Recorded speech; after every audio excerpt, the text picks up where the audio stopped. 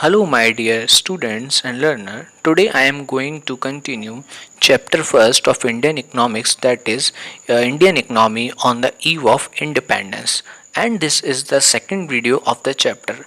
In the previous video, we have discussed few important topic such as the position of agriculture on the eve of independence, feature of Indian economy on the eve of independence. Now we are going to study the fourth topic, that is industrial sector on the eve of independence. Independence के बाद जो industrial sector था उसका क्या condition था, इसके बारे में हम पढ़ेंगे.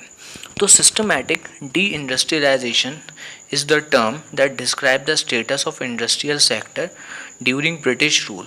It implies two things. देखिए यहाँ पर मैं आपको बताना चाहूँगा, तो इंडस्ट्रियल जो सेक्टर था उसके लिए हम एक शब्द यहाँ पर बोल सकते हैं डी इंडस्ट्रियलाइजेशन. वो यहाँ पर यूज़ हुआ था, ठीक है.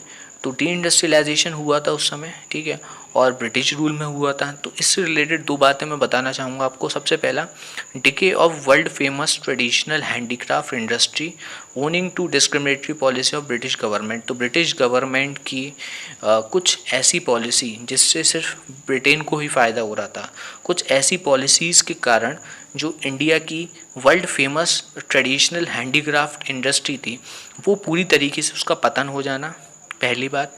दूसरा, bleak growth of modern industry owing to lack of investment opportunity. यानी कि हमारी जो इकनॉमी थी उस इकनॉमी में जो इंडियन इंडस्ट्री थी उसके अंदर अब कोई भी इन्वेस्टमेंट की अपॉर्चुनिटी नहीं थी. यानी कि इंडिया के इन बिजनेस पर अब कोई इन्वेस्ट नहीं करना चाहता था. तो इन्वेस्टमेंट अपॉर्चुनिटी पूरी ओवर हो चुकी थी, ठीक है. अब बात करते हैं हम डी इंडस्ट्रियलाइजेशन की. Okay, now come back to word deindustrialisation. तो यहाँ डी इंडस्ट्रियलाइजेशन का क्या मतलब है? देखिए, इंडस्ट्रियलाइजेशन का मतलब होता है औद्योगिकरण करना. औद्योगिकरण का मतलब होता है इंडस्ट्रियल एक्टिविटीज़ इंक्रीज़ करना, यानी कि प्रोडक्शन इंक्रीज़ करना, ठीक है, इन्वेस्टमेंट इंक्रीज़ करना, ठीक है.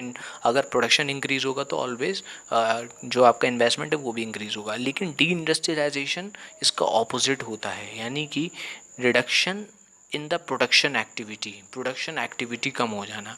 अब आप खुद सोचिए, अगर डी इंडस्ट्रियलाइजेशन किया जाए किसी भी कंट्री का तो उसके जो परिणाम होंगे वो उस इकनॉमी के लिए बहुत ज़्यादा ख़राब होंगे. तो डी इंडस्ट्रियलाइजेशन की सबसे पहली जो समस्या है वो ये है कि अनएम्प्लॉयमेंट बहुत ज़्यादा बढ़ जाता है, यानी बेरोज़गारी बढ़ती है, अनएम्प्लॉयमेंट इंक्रीज़ होता है. दूसरा, मैं ये कहूँगा कि प्रोडक्शन एक्टिविटीज़ घट जाती हैं, और प्रोडक्शन एक्टिविटीज़ घटने की वजह से जो इन्वेस्टमेंट है वो भी एनकरेज बिल्कुल नहीं होता है ना. तो जो बाहर की, यानी कि जो एफडीआई है, एफडीआई का मतलब होता है फॉरेन डायरेक्ट इन्वेस्टमेंट. तो फॉरेन कंट्रीज़ अपना होम कंट्री में इन्वेस्टमेंट करना बिल्कुल ख़त्म कर देती हैं. तो यही हुआ था डी इंडस्ट्रियलाइजेशन में, कि डी इंडस्ट्रियलाइजेशन की वजह से जो इंडियन इकनॉमी थी है ना वो उसका स्टैगनेंट हो गया था, यानी बिल्कुल आगे नहीं बढ़ रही थी. दूसरा जो काम हुआ था डी इंडस्ट्रियलाइजेशन की वजह से, अनएम्प्लॉयमेंट इंक्रीज़ हुआ, और कहीं ना कहीं वही कारण था हमारी पॉवर्टी का और अनएजुकेशन का, ठीक है. तो ये सारी चीज़ें आपस में लिंक है. अब हम बात करेंगे decay of handicraft industry. So if talking about the handicraft industry, तो हैंडीक्राफ्ट इंडस्ट्री के बारे में अगर हम बात करें तो ये जो इंडस्ट्री थी ये ग्रो हो रही थी, ये इंटरनेशनल ग्रो हो रही थी, क्योंकि जो इंडियन हैंडीक्राफ्ट इंडस्ट्री की जो रेप्यूटेशन थी वो वर्ल्ड वाइड थी, उसकी एक्सीलेंस की वजह से और उसकी क्वालिटी की वजह से. ओके, सो हैंडीक्राफ्ट इंडस्ट्री, तो पहले तो समझना होगा कि हैंडीक्राफ्ट होता क्या है. हैंडीक्राफ्ट देखिए दो शब्दों से मिलकर बना है, handy plus craft. Handy means the craft which is made by hand, यानी कि इसको हिंदी में हम कहते हैं हस्तशिल्प. तो देख सकते हैं, देखिए कितनी गॉर्जियस पिक्चर्स हैं. तो इसमें जितनी भी आप देखिए कारपेट दिख रहे हैं, आपको टॉयज़ दिख रहे हैं, ठीक है, पॉट्स दिख रहे हैं. तो ये सारी जो चीज़ें हैं है ना, ये जो अमेजिंग आर्ट वर्क आप देख रहे हैं ये सब इंडियन हैंडीक्राफ्ट इंडस्ट्री से हुआ था, ठीक है. सो अब हम बात करते हैं कि इसका पतन कैसे हुआ, ये कैसे नीचे गई, कैसे डिक्लाइन हुई. Prior to British rule handicraft in India enjoy the worldwide reputation. तो मैंने वैसा बताया आपको कि ब्रिटिश रूल से पहले जो हैंडीक्राफ्ट इंडस्ट्री थी उसकी जो रेपुटेशन थी वो वर्ल्ड वाइड थी, ठीक है. But British Raj contributed to their decay, लेकिन ब्रिटिश राज की वजह से जो हैंडीक्राफ्ट इंडस्ट्री थी वो उसका पतन हुआ, वो डिके हो गई. तो discriminatory economic and political policies, तो ये कारण क्यों था, क्या कारण था, किसकी वजह से ये डिके हुआ, पतन हुआ? तो ब्रिटिशर्स की जो इकोनॉमिक पॉलिटिकल पॉलिसीज़ थी, ये उसकी वजह से हुआ। अब हम उन पॉलिटिकल और इकोनॉमिक पॉलिसीज़ के बारे में पढ़ेंगे जिसकी वजह से हैंडीक्राफ्ट इंडस्ट्री का क्या हुआ, पतन हुआ। ओके, सो हम बात करते हैं कि किन पॉलिसीज़ की वजह से हैंडीक्राफ्ट इंडस्ट्री में डिके हुआ। तो सबसे पहले जो टैरिफ पॉलिसी थी, जो डिस्क्रिमिनेटरी टैरिफ पॉलिसी, टैरिफ का मतलब बेसिकली टैक्स पॉलिसी हम यहाँ पर कह सकते हैं। तो यहाँ पर जो ब्रिटिश रूल था, ये वह युग था जिस समय इंडस्ट्रियल रेवोल्यूशन आया था, ठीक है, जिस समय औद्योगिक क्रांति आई थी ब्रिटेन में। तो वही समय था जब ब्रिटिश का जो रूल था, जो ब्रिटिशर्स की जो कॉलोनीज़ थी वो इंडिया में स्टैब्लिश थी। सो ब्रिटिश फाउंड इंडिया, तो ब्रिटिश ने ये महसूस किया कि जो इंडिया है वो रॉ मटेरियल के लिए एक सबसे अच्छा सोर्स है। इसके अलावा जो इंडस्ट्रियल प्रोडक्ट ब्रिटेन मैन्युफैक्चर करता है, उसके लिए सबसे अच्छा जो मार्केट है वो भी इंडिया है। सो इन्हीं वजहों से ब्रिटिशर्स ने एक पॉलिसी यहाँ पर परस्यू की है ना, इस पॉलिसी को फॉलो किया। पॉलिसी क्या थी? Tariff free export of raw material from India. देखिए मैं बताता हूँ आपको, ध्यान से सुनिएगा बच्चों। जब हम किसी चीज़ को सेल करते हैं, इन द सेंस जब इंडिया किसी भी सामान को, किसी भी गुड्स या सर्विस को आउट ऑफ इंडिया सेल करता है, यानी फॉरेन कंट्रीज़ को सेल करता है, तो उसको हम कहते हैं एक्सपोर्ट करना, ठीक है। और जब हम परचेज़ करते हैं, यानी जब इंडिया परचेज़ करता है किसी आउटसाइड कंट्री से, यानी किसी फॉरेन कंट्री से, उसको हम कहते हैं इम्पोर्ट करना, ठीक है। तो ब्रिटिश ने क्या किया कि जो सामान इंडिया से बाहर एक्सपोर्ट होता था, मतलब ब्रिटिशर्स ने इंडिया का raw material tax free export किया ब्रिटेन में। और ब्रिटेन का जो मैन्युफैक्चर होता था सामान, ब्रिटेन से, जो ब्रिटेन की इंडस्ट्री से जो सामान मैन्युफैक्चर होता था, गुड्स जो मैन्युफैक्चर होता था, उसको इंडिया में इंपोर्ट किया without paying any tax to the Indian government. तो उससे हुआ क्या? टैरिफ फ्री एक्सपोर्ट हुआ और टैरिफ फ्री इंपोर्ट हुआ, जिसकी वजह से होता क्या था कि ब्रिटिशर्स का फ़ायदा होता था, ब्रिटिशर की जो इंडस्ट्रीज़ थी उनका इस समय फ़ायदा होता था, है ना। और इंडियन जो इंडस्ट्री थी, है ना, और जो इंडियन इकनॉमी थी उसका लॉस था। दूसरी तरफ हैवी ड्यूटी प्लेस, मतलब यहाँ पर अगर इंडियन इंडस्ट्री का बना कोई भी गुड अगर बाहर एक्सपोर्ट किया जाता था, मतलब कि किसी दूसरी कंट्री में बेचा जाता था, तो उसको बहुत हैवी टैक्स देना पड़ता था, जिसकी वजह से उस गुड्स की जो वैल्यू हो जाती थी वो बहुत ज़्यादा हो जाती थी, मतलब वो बहुत ज़्यादा एक्सपेंसिव हो जाता, तो जिसकी वजह से वो फॉरेन मार्केट में सेल नहीं होता था, है ना। तो ये नुकसान रहा इंडियन हैंडीक्राफ्ट इंडस्ट्री का, जिसकी वजह से लॉस हुआ। जो दूसरा कारण रहा डिके होने का हैंडीक्राफ्ट इंडस्ट्री के, वो था disappear of the princely court. मतलब जो राज दरबार थे वो पूरी तरीके से ख़त्म हो गए, ठीक है ना। कोर्ट को कहते हैं दरबार, और प्रिंसली मतलब जो राजाओं के दरबार, ठीक है। तो जो राज दरबार थे वो पूरी तरीके से डिसअपेयर हो गए, ख़त्म हो गए। तो ब्रिटिश रूल से पहले जो नवाब, राजाज, प्रिंस, एम्परर, है ना, ये सब इंडिया के अलग अलग हिस्सों पर राज किया करते थे, ठीक है। तो ये हैंडीक्राफ्ट इंडस्ट्री जो हुआ करती थी उसको, उसकी प्रशंसा किया करते थे, उसको प्रेस किया करते थे, है ना, क्योंकि हैंडीक्राफ्ट इंडस्ट्री की वजह से वो वर्ल्ड वाइड फेमस होते थे, उनको नेम और फेम दोनों मिलते थे, है ना। तो वो जो हैंडीक्राफ्ट इंडस्ट्रीज थी, है ना, उनको इससे सपोर्ट मिलता था, इंटरनेशनल रेपुटेशन मिलती थी नवाब्स को, राजास को, प्रिंस को और एम्परर्स को, है ना। इसीलिए वो हैंडीक्राफ्ट इंडस्ट्रीज़ को हमेशा सपोर्ट करते थे। लेकिन जब डिसअपेयर हो गए प्रिंसली कोर्ट, प्रिंस, राजा और एम्परर, तो सपोर्ट करने वाला कोई रहा ही नहीं हैंडीक्राफ्ट इंडस्ट्री को। तो ये कारण था पतन होने का, यानी कि गिरने का कारण था किसका? हैंडीक्राफ्ट इंडस्ट्री का। Competition from machine made product. अब देखिए हैंडीक्राफ्ट का मतलब ही मैंने बताया था, product which made from hand, है ना, हाथ की कारीगरी से बना हुआ सामान, हैंडीक्राफ्ट। लेकिन जब उसी प्रोडक्ट की अगर हम कंपेयर करेंगे किससे? मशीन से बने प्रोडक्ट से, तो हैंडमेड प्रोडक्ट जो होता है वो महंगा होता है ना, थोड़ा एक्सपेंसिव होता है। और अगर हम बात करें किसकी, मशीन मेड प्रोडक्ट की, तो मशीन मेड प्रोडक्ट क्या होता है, थोड़ा सा सस्ता होता है।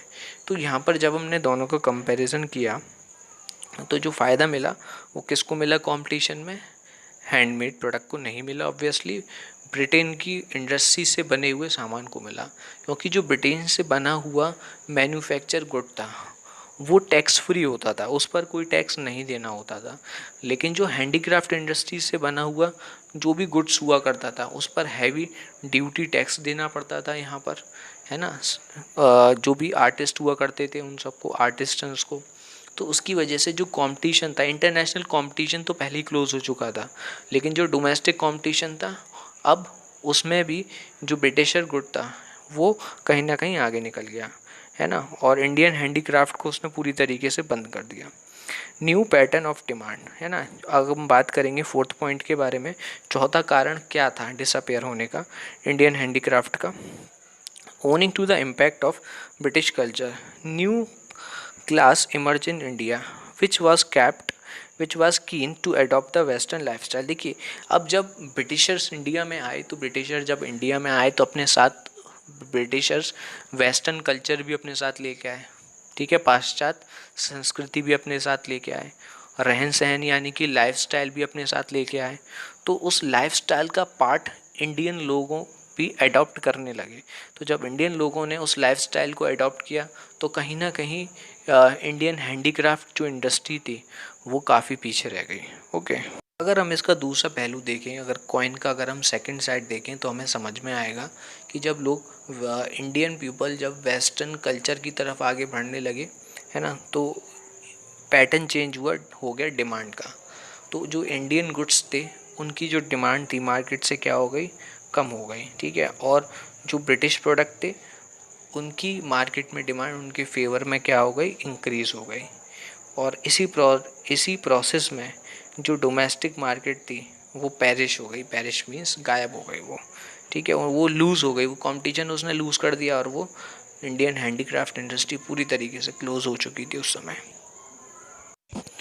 नेक्स्ट जो है ना, जो फिफ्थ पॉइंट है वो है introduction of railways in India. With the introduction of railways size of the market of low cost British product tend to expand. देखिए हुआ क्या, जब इंट्रोडक्शन हुआ रेलवेज़ का तो जो ब्रिटिश का मशीन से बनाया हुआ चीप प्रोडक्ट था, मतलब जो सस्ता सामान था, वो इंडिया की मार्केट में अब धीरे धीरे क्या होने लगा, पहुंचने लगा, है ना। इंडियन लोगों तक, इंडियन जहाँ पर पहुंचाया नहीं जा सकता था ट्रेन की मदद से, ट्रांसपोर्टेशन से, अब वो वहाँ पर भी पहुंचने लगा, है ना। तो दूसरी जगह जो इंडियन प्रोडक्ट, जिन मार्केट में इंडियन प्रोडक्ट थे, है ना, वो मार्केट अब श्रिंक होने लगा। यानी कि इंडियन मार्केट में इंडियन प्रोडक्ट क्या होने लगे, श्रिंक होने लगे, क्योंकि उनका जो प्राइस था वो भी ज़्यादा था और कहीं ना कहीं जो लोग थे वो भी वेस्टर्न कल्चर से ज़्यादा प्रभावित हो रहे थे। तो वो ब्रिटेन मैन्युफैक्चर गुड को ज़्यादा प्रेफरेंस देने लगे क्योंकि वो सस्ता भी था। तो ये भी एक कारण रहा जिसकी वजह से डिके हुआ इंडियन हैंडीक्राफ्ट। ओके, तो एक पिक्चर भी देख सकते हैं आप, है ना। ये फर्स्ट ट्रेन थी जो कि स्टार्ट हुई थी, बॉम्बे टू थाने चली थी। Okay, so industries on the eve of independence, ये टॉपिक था हमारी आज की वीडियो का, जिसमें हमने पहला क्या पढ़ा कि जो हैंडीक्राफ्ट इंडस्ट्री थी वो डिके हो रही थी, है ना। तो इंडस्ट्रियलाइजेशन में हैंडीक्राफ्ट इंडस्ट्री डिके हुई। अब बात करते हैं हम कि जो हमारी मॉडर्न इंडस्ट्री थी उसका क्या हाल था, है ना। मॉडर्न इंडस्ट्री का क्या सिग्निफिकेंस था, सिग्निफिकेंस तो खैर काफ़ी ज़्यादा था, लेकिन उसमें वास्तविकता में हुआ क्या था, रियलिटी क्या थी उस समय। तो ब्रिटिश राज के समय हम ये कह सकते हैं कि जो मॉडर्न जो इंडस्ट्री थी हमारी उसमें बहुत स्मॉल ग्रोथ थी, very weak growth, bleak growth means week growth. Okay, तो 19वीं सेंचुरी के सेकंड हाफ में कुछ हमें सिग्निफिकेंस, कुछ इमरजेंस शो हुई, है ना, जिसके लिए हम ये ऑब्जर्वेशन पढ़ सकते हैं। पहला ऑब्जर्वेशन ये है कि कुछ इंडस्ट्रीज इस्टेब्लिश हुई प्राइवेट एंटरप्रेन्योर द्वारा, जिसमें से आयरन एंड स्टील इंडस्ट्री, है ना, जिसको हम टिस्को, आगे चल के जिसका नाम टिस्को पड़ गया, तो 1907 में वो इस्टेब्लिश हुई। इसके साथ ही शुगर, सीमेंट और कुछ पेपर इंडस्ट्रीज़ भी इस्टेब्लिश हुई इंडिया में, ठीक है। There was established in the wake of worldwide scarcity of industrial good because of world war first and world war second. ऐसा था कि वर्ल्ड वॉर फर्स्ट और सेकेंड ख़त्म होने के बाद जो इंडस्ट्रियल गुड्स की बहुत ज़्यादा मांग होने लगी पूरे वर्ल्ड में स्कैरसिटी हो चुकी थी गुड्स की। पूरे गुड्स रिसोर्स इन सारी चीज़ों का बहुत ज़्यादा लॉस हुआ था, loss of wealth, man power, काफ़ी लॉस हुआ था वर्ल्ड वॉर सेकेंड और फर्स्ट के बाद। तो उस समय ज़रूरत थी किसकी, इंडस्ट्रियल गुड्स की। तो इस टाइप की कुछ इंडस्ट्रीज इस्टेब्लिश हुई थी इंडिया में। Okay, the state participation in the process of modern industrialisation was limited. अब जो state participation means government participation. तो इस समय जो गवर्नमेंट थी वो किसके पास थी बच्चों, वो थी ब्रिटेन के पास, है ना। ब्रिटिश कॉलोनी थी क्योंकि इंडिया में। तो जो ब्रिटेन की गवर्नमेंट इंडिया पर राज कर रही थी उसने अपना कोई भी योगदान नहीं दिया, यानी कि उनका कोई पार्टिसिपेशन नहीं था इंडिया की इंडस्ट्रियलाइजेशन को इंक्रीज़ करने में, है ना। It was confined to such strategies areas like railways and means of communication. वो इंग्लैंड से लाए हुए सामान को बेचने के लिए, है ना, एक्सपेंशन में लगे हुए थे, रेलवेज़ के एक्सपेंशन में और कम्युनिकेशन के एक्सपेंशन में, इनके विस्तार में लगे हुए थे, ताकि इंग्लैंड की फैक्ट्रीज़ का जो सामान है, गुड्स है, वो ज़्यादा से ज़्यादा इंडियन मार्केट में सेल हो सके, है ना। और इंडियन रॉ मटेरियल और रिसोर्स को ज़्यादा से ज़्यादा एक्सपोर्ट किया जा सके इंग्लैंड में। Okay, there was no capital goods industries worth the name. Capital good industries produce goods like machinery and industrial plants which are used for the further industrialization. In the absence of this industry, industrialization in India remained lopsided. देखिए मैंने जैसे कि आपको बताया था कि capital goods कौन से होते हैं। Capital goods are those goods which are use for the further activities of production. Further activities of production के लिए जो गुड यूज़ होते हैं उसको हम कहते हैं कैपिटल गुड्स, यानी कि मशीन्स, प्लांट्स, इक्विपमेंट, ये सारी चीज़ हमारे क्या हैं, कैपिटल गुड्स में है, क्योंकि इन गुड्स से हम फर्दर प्रोडक्शन करते हैं। तो इस प्रकार के गुड्स का जो प्रोडक्शन था वो इंडिया में बिल्कुल नहीं हो रहा था, और इस प्रकार के गुड्स का अगर प्रोडक्शन नहीं होगा तो सीधी सी बात है इंडिया को वो बाहर से क्या करना पड़ेगा, परचेज़ करना पड़ेगा, यानी कि इंपोर्ट करना पड़ेगा। तो फिर से वही था कि इंडिया में अगर किसी को बिज़नेस करना है या इंडस्ट्री सेटअप करनी है, ठीक है, तो उसको हैवी ड्यूटी पे करने के बाद मशीन्स कहाँ से इंपोर्ट करनी पड़ेंगी, ब्रिटेन से। तो हम लोगों के पास उस समय बिल्कुल भी कैपिटल गुड्स के प्रोडक्शन का कहीं से भी कोई भी साधन नहीं था इंडिया में। ओके, अब मैं आपको 4 पॉइंट बताऊंगा जिससे हमें ये पता चलेगा कि इंडस्ट्रियल सेक्टर इंडिपेंडेंस के बाद बैकवर्ड क्यों जा रहा था। मतलब कि जिससे हमें ये पता चलेगा कि बैकवर्ड ग्रोथ थी और लिमिटेड ग्रोथ थी किसकी, इंडस्ट्रियल सेक्टर की, इंडिपेंडेंस के बाद। तो इसके 4 इंपॉर्टेंट पॉइंट्स है, कैरेक्टरिस्टिक्स हैं। पहला है हैंडीक्राफ्ट इंडस्ट्री पूरी तरीके से डिस्ट्रॉय हो चुकी थी। डिस्क्रिमिनेटरी पॉलिसी यूज़ की थी ब्रिटिश गवर्नमेंट में, उसका सबसे पहला कारण ये था। दूसरा कारण था जो मॉडर्न इंडस्ट्रीज़ थी उनके अंदर बिल्कुल एक्सपेंशन नहीं था, very small expansion is there, है ना।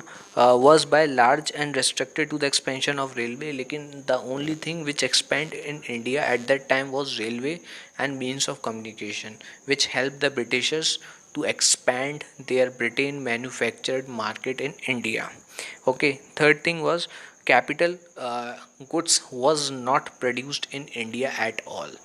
And we need to import these types of machinery or goods from Britain, which will gain again the British market. Okay, now fourth point, while the traditional Indian industries were decaying, जो traditional Indian industry थी, handicraft industry, वो decay होती जा रही थी, है ना, और बहुत नीचे स्तर पर वो गिर रही थी। मॉडर्न इंडस्ट्री भी क्या कहते हैं, इंक्रीज़ नहीं हो रही थी इंडिया में। तो ये पॉइंट जो था इंडिया के लिए वो बैकवर्डनेस का था। तो Indian economy has evident no progress, or we can say backwardness in terms of its industrialization at the eve of independence. Foreign trade under the British rule, है ना। तो अब जो हम फिफ्थ टॉपिक पढ़ेंगे इस चैप्टर का वो है foreign trade under the British rule. So you know that about the foreign trade. तो जो फॉरेन ट्रेड था वो एक ऐसा एरिया था इंडिया का जो ग्रो होता जा रहा था, लेकिन सिर्फ किसके लिए? ब्रिटेन के लिए। ठीक है। Since the Asian times the Roman use to call India the sink of world billions, but British rule in India brought it to an end. India was well known exporter of finished goods such as fine cotton, silk, textile, iron goods, wooden goods, Ivory work and precious stone. तो जैसे कि Romans ने India को बुलाया था कि ये world का एक ऐसा देश था जो सबसे ज़्यादा फाइन प्रोडक्ट एक्सपोर्ट करता था पूरी दुनिया में। इंडिया जाना जाता था अपनी क्वालिटी के लिए और अपनी हैंडीक्राफ्टशिप के लिए। लेकिन ब्रिटिश जो एरा इंडिया में आया उसकी वजह से ये सब पूरा तहस नहस हो चुका था, पूरा ख़त्म हो चुका था। ठीक है, हम ये कह सकते हैं यहाँ पर। तो इंडिया का जो फिनिश गुड था, फाइन कॉटन का, सिल्क का, टेक्सटाइल का, आयरन गुड्स का, वुडन गुड्स का, आइवरी वर्क का और प्रीशियस स्टोन्स का, वो पूरी तरीके से मार्केट इंडिया का ख़त्म कर दिया था ब्रिटिशर्स ने। ठीक है। British converted Indian into a net exporter of raw material and importer of finish good. देखिए, पहले जो इंडिया था वो क्या था? वो एक्सपोर्ट करता था फिनिश गुड्स को। ठीक है, क्योंकि इंडिया के पास बहुत सारा रॉ मटेरियल था। लेकिन जब ब्रिटेन ने अपनी कॉलोनीज इस्टेब्लिश की इंडिया में, तो इंडिया को उन्होंने क्या बना दिया? एक्सपोर्टर ऑफ रॉ मटेरियल बना दिया, और वो लोग इंपोर्ट करने लगे फिनिश गुड को। यानी कि हमारी जो ग्रोथ थी, जो इकनॉमी थी, जो जीडीपी थी, पर कैपिटा इनकम थी, वो पूरी ब्रिटिश ने ख़त्म कर दी थी। ठीक है, आप समझ रहे होंगे अगर आप इकोनॉमिक्स के स्टूडेंट हैं तो। ठीक है। It was all to the discriminatory trade and tariff pursued by the British government. तो ये कैसे हुआ? ये ब्रिटिश गवर्नमेंट की ट्रेड और टैरिफ पॉलिसीज़ की वजह से हुआ। ट्रेड यानी कि व्यापार से संबंधित पॉलिसी, ठीक है, और टैरिफ मतलब टैक्स से संबंधित पॉलिसीज़। ठीक है, मतलब हिंदी में नीतियाँ कहते हैं, है ना। तो व्यापार से संबंधित नीतियाँ या फिर कर से संबंधित, कर का मतलब टैक्स यानी कि tariff. Okay. Net exporter of primary product and importer of finish good. ठीक है, तो हम यहाँ पर वही पहला पॉइंट यहाँ पर डिस्कस करेंगे। ठीक है। सो यहाँ पर हम डिस्कस करेंगे फॉरेन पॉलिसी रिलेटेड इंडिया के कुछ ऑब्जर्वेशन। ठीक है, जैसे कि मैंने आपको बताया कि इंडियन जो इकनॉमी थी वो डिके हुई थी ऑन ईव ऑफ इंडिपेंडेंस, है ना। तो इंडिपेंडेंस के बाद, जो इंडियन इकनॉमी जो वीक हुई थी, उसका 6 पॉइंट जो हम पढ़ रहे हैं वो हम पढ़ रहे हैं फॉरेन ट्रेड। तो फॉरेन ट्रेड की जो हमारा वीक था उसका क्या कारण था, वो हम पहला कारण पढ़ेंगे। जो प्राइमरी प्रोडक्ट, यानी कि प्राइमरी प्रोडक्ट का मतलब हो गया रॉ मटेरियल।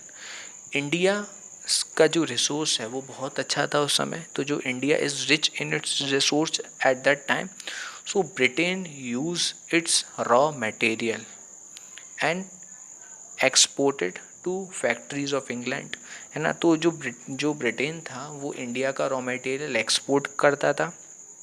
ठीक है, और ब्रिटेन की इंडस्ट्रीज से जब वो रॉ मटेरियल किसकी शक्ल लेता था, फिनिश गुड्स बन जाता था। तो उस फिनिश गुड को कहाँ पे इंपोर्ट किया जाता था दोस्तों? इंडिया में। ठीक है। तो जो कॉलोनाइजेशन हुआ, जो कॉलोनियल एक्सप्लोइटेशन हो रहा था इंडियन इकनॉमी में, तो जो इंडिया था वो एक्सपोर्टर बन गया था रॉ मटेरियल का, जैसे कि सिल्क, कॉटन, वूल, है ना, जूट, इंडिगो, शुगर एक्सेट्रा। दूसरी तरफ इंडिया क्या था? फिनिश गुड जो बन रहा था ब्रिटेन्स की फैक्ट्री में, उसको ब्रिटिश इंडस्ट्रीज से इंडिया में लेके आया जाता था, है ना, जिसके अंदर कॉटन से बने, सिल्क से बने, ना, कपड़े हुआ करते थे, है ना, और कैपिटल गुड्स भी हुआ करता था जो इंग्लैंड की फैक्ट्रीज में बना करता था। तो यहाँ पर जो फॉरेन स्थिति थी, जो फॉरेन ट्रेड था हमारा, वो पूरी तरीके से ब्रिटिश के हाथ में था, और जिससे सिर्फ ब्रिटिशर को ही फ़ायदा होता जा रहा था। ठीक है। और जो इंडियन इंडस्ट्रीज़ थी वो पूरी तरीके से डाउन जा रही थी। फॉरेन ट्रेड जो था वो पूरी तरीके से डिके होता जा रहा था इंडियन इंडस्ट्रीज़ का। ओके, बात करते हैं हम सेकंड पॉइंट की। तो monopoly controls of India's foreign trade. India का जो फॉरेन ट्रेड था उस पर एक अधिकार, मोनोपोली का मतलब होता है एक अधिकार, सिर्फ एक अधिकार किसका था? ब्रिटिशर्स का था। ठीक है। ब्रिटिश समय में, यानी कि during the British rule, British era, export and import of goods come under monopoly control of British government, है ना। तो इससे संबंधित हमारे दो सिग्निफिकेंट पॉइंट्स हैं, हम देख सकते हैं। पहला, 50% से ज़्यादा इंडिया का जो फॉरेन ट्रेड था वो डायरेक्टली किसके साथ होता था? ग्रेट ब्रिटेन के साथ होता है, यानी कि ब्रिटिश लोगों के साथ होता था, ठीक है, अंग्रेज़ों के साथ होता था. While the export of the primary goods from India supplied input to the British industries, import to finished goods and Britain provide a huge market to Britain industry, यानी कि ब्रिटिश इंडस्ट्री. यहाँ पर हम ये कह सकते हैं कि दूसरी तरफ जो हमारे रॉ मटेरियल थे, है ना, वो इंडिया से एक्सपोर्ट होते थे, सप्लाई किए जाते थे कहाँ पर, ब्रिटिश इंडस्ट्रीज़ में. और ब्रिटिश इंडस्ट्रीज़ में जब वो रॉ मटेरियल फिनिश गुड्स की शक्ल ले लिया करते थे, है ना, तो वो ब्रिटेन उन्हीं गुड्स को इंडिया की मार्केट में सेल किया करते थे. Okay. Surplus trade but only to benefit the British. तो जो अतिरिक्त व्यापार हुआ करता था इंडिया का फॉरेन कंट्रीज़ के साथ, वो सिर्फ ब्रिटेन के साथ हुआ करता था, और जो फ़ायदा हुआ करता था फॉरेन ट्रेड का, वो सिर्फ ब्रिटिशर्स को हुआ करता था. ठीक है. Surprisingly British regime are during the British regime are export exceed the import. देखिए बात समझिए, जब एक्सपोर्ट एक्सीड द इम्पोर्ट का मतलब क्या है यहाँ पर, यानी कि हम सेल ज़्यादा करते थे, ठीक है, और परचेज़ कम किया करते थे. तो जब हम सेल ज़्यादा करेंगे और परचेज़ कम करेंगे तो फ़ायदा किसे होगा, हमारी गवर्नमेंट को. लेकिन ऐसा नहीं होता था. हम सेल ज़्यादा करते थे, यानी कि ज़्यादा एक्सपोर्ट करते थे रॉ मटेरियल, किसको, ब्रिटेन इंडस्ट्रीज़ को, ठीक है. लेकिन और हम परचेज़ कम करते थे, यानी इंपोर्ट कम करते थे ब्रिटिश गुड्स को. उसके बाद भी जो सरप्लस ट्रेड था, जो फ़ायदा था, है ना, उससे इंडिया को वो नहीं हो पा रहा था, यानी कि जो बैलेंस ऑफ ट्रेड था यहाँ पर सरप्लस था, उससे इंडिया को फ़ायदा नहीं हो रहा था. This surplus was only largely to export of primary good. देखिए ये जो सरप्लस था हमारा, वो किस वजह से हो रहा था कि हमारा जो बेसिक मटेरियल था, यानी जो रॉ मटेरियल था, वो हम ज़्यादा सप्लाई कर रहे थे, है ना. और जब कोई इकनॉमी अपने देश का रॉ मटेरियल रिसोर्स ज़्यादा सप्लाई करती है तो वो बैकवर्डनेस का साइन होता है. ठीक है. Trade surplus was not used for growth and development of country. जो ट्रेड सरप्लस था, हमारे देश जो पैसा कमाता था, वो हमारे लिए यूज़ नहीं होता था, वो हमारे देश की ग्रोथ और डेवलपमेंट के लिए यूज़ नहीं होता था. वो ब्रिटिशर के शासकीय प्रबंधन को कंट्रोल करने के लिए, उनको खर्चा पूरे करने के लिए, यानी एडमिनिस्ट्रेटिव एक्सपेंसेस पूरे करने के लिए यूज़ किया जाता था. या ब्रिटिश जो वॉर्स लड़ते थे, यानी कि जो वॉर्स फाइट करते थे, उन फाइट्स का जो खर्चा हुआ करता था, जो युद्धों का जो खर्चा हुआ करता था, वो खर्चा उस खर्चे में इस पैसे का यूज़ किया जाता था. ठीक है. तो इस प्रकार से जो ट्रेड सरप्लस था उसका फ़ायदा इंडियंस को नहीं मिलता था, यानी कि इंडियन इकोनॉमी को नहीं मिल रहा था. एडमिनिस्ट्रेटिव एंड वॉर एक्सपेंसेस की वजह से जो इंडिया की वेल्थ थी वो पूरी ख़त्म हो चुकी थी. ठीक है. एंड बैकवर्डनेस आ चुकी थी इंडियन इकोनॉमी में पूरी तरीके से, पर्याप्त. So this is it for the video. Remaining topics we will discuss in the next video of this chapter, which will uploaded soon. And if you have any query or problem, you can just directly contact to me, or you can mention your problems or query in the comment box. And if you like the video, please share and subscribe it. And thank you for watching this video. I will upload the next video soon.